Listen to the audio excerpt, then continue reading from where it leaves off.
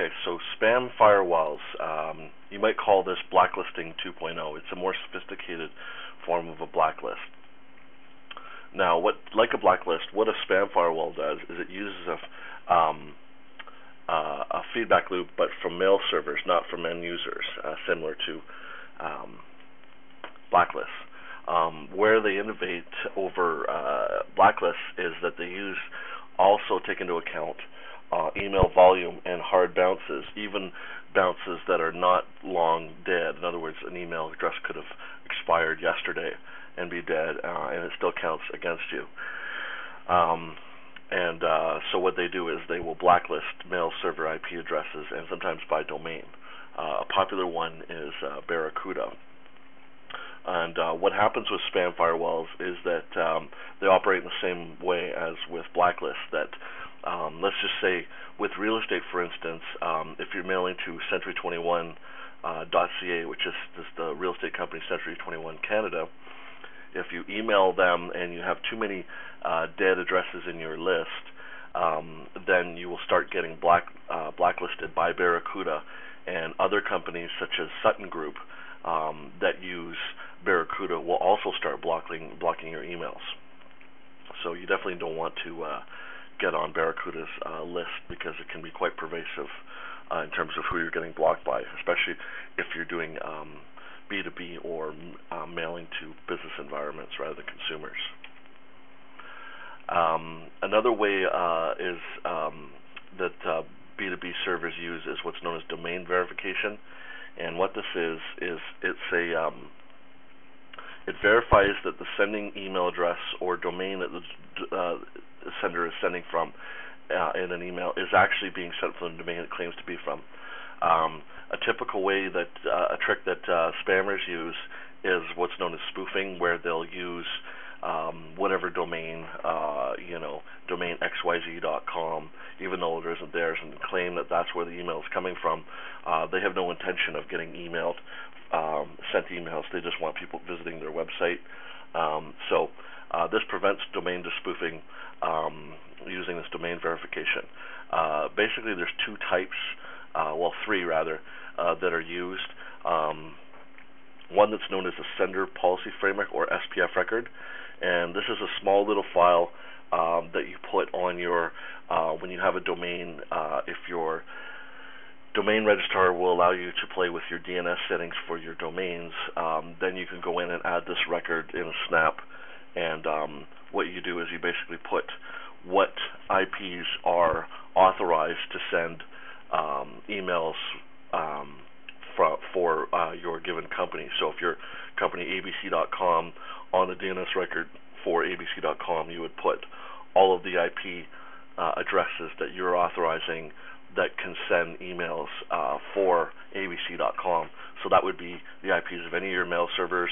Also, if you are using an email service provider where they provide you with your own private IP address, there's a company called StreamSend that does this, then you would want to add that private IP address to your SPF record. And what this does is that when the receiving mail server receives the email, it will look at the DNS record for that domain and check to see if the IP that is being sent from is on that list, and if it isn't, then it will block that email or spam filter it, depending on how they've got it set. Another way of doing domain verification, which is quite popularly used, especially with consumer email accounts, is domain keys, identified mail, or DKIM, and a copycat, which is just called domain keys. This is used by many email sending programs, and it's installed on their corporate email servers. The way it works is it's very similar to when you're surfing the web and you come to a page where you're going to be entering secure information such as credit card info or checking account info, that sort of thing, or a password. You'll see a little lock that's at the bottom of your web browser, and that's called Secure Socket Layer, SSL, where basically any information that you send is encrypted on its way to so if you're typing out credit card information, it's encrypted on its when it's sent between you and the web page that you're directing it to. It's the same kind of idea with domain keys, in that it's called public key cryptography, and it allows the sender to electronically sign legitimate emails in a way that can be verified by recipients. Um, and So that's the way that's done. And it's fairly easy to set up, actually. We use a program that's called Gamma 9 Mailer for sending out campaigns, and as long as you can access, like with SPF records, as long as you can access your domain's DNS records and modify them, it's very quick and easy to add domain keys or DKIM, or preferably both, to your campaign, so that you're using this form of sender authentication, and it will help your deliverability. So DKIM and domain keys is used by Yahoo and Gmail, so they look for that in a sender, and if you don't have it, then you're most likely going to get spam blocked or blocked altogether and not seen by recipients.